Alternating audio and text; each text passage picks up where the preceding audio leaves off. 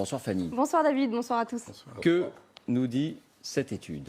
Eh bien d'abord David, disons un mot du calendrier. Les scientifiques ont fait leur modélisation en considérant que les transports, les écoles, les entreprises reprendraient complètement à partir du 11 mai, que les restaurants, les bars ouvriraient eux le 11 juin, que les cinémas, musées et événements publics eux seraient autorisés le 11 juillet.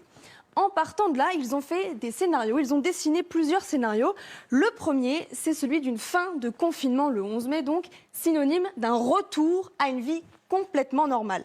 C'est-à-dire pas de gestes barrières, pas de distanciation physique, pas de masque non plus. Eh bien, dans ce cas, il pourrait y avoir, selon l'étude, 200 000 morts au mois de juillet. Ce serait le scénario du pire. Et vous le savez, ce n'est pas du tout ce qui est envisagé. 200 000 morts donc.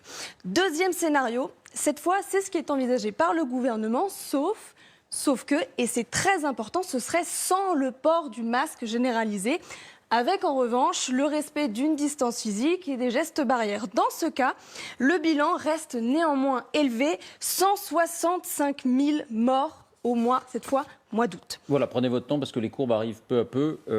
La machine est un peu lente ce soir, donc cette deuxième courbe, elle va s'afficher avec, vous le disiez, 165 000 morts au mois d'août, mais sans l'utilisation massive des masques. Là voilà, effectivement, cette deuxième hypothèse.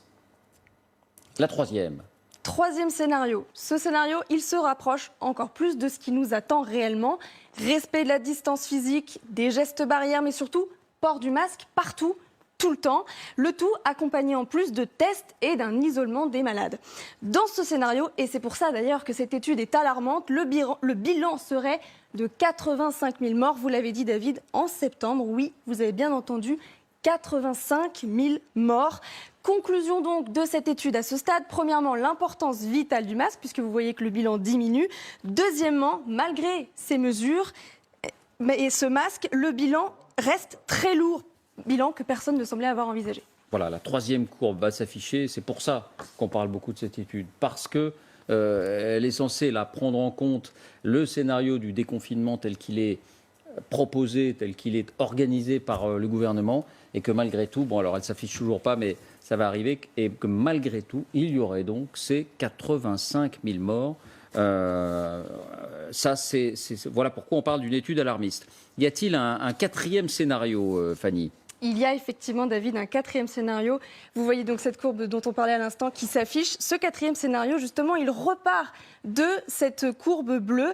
Vous prenez exactement le scénario que je viens de vous décrire, donc distance physique, gestes barrières, masque, et on y ajoute en plus le prolongement du confinement pour les personnes de plus de 65 ans et les malades ou les personnes handicapées. Ce sont les fameux 17 ou 18 millions de personnes vulnérables évoqués par le professeur Jean-François Delfraissy, le président du Conseil scientifique. Et bien là, la différence serait très nette. 33 000 morts dans ce cas-là, 52 000 de moins donc. On serait presque au bout de l'épidémie, mais attention, pour cela, ça veut dire que le confinement de ces personnes-là doit se prolonger, tenez-vous bien, jusqu'au 8 février 2021. Hurlement de certains devant leur téléviseur, évidemment. Merci Fanny.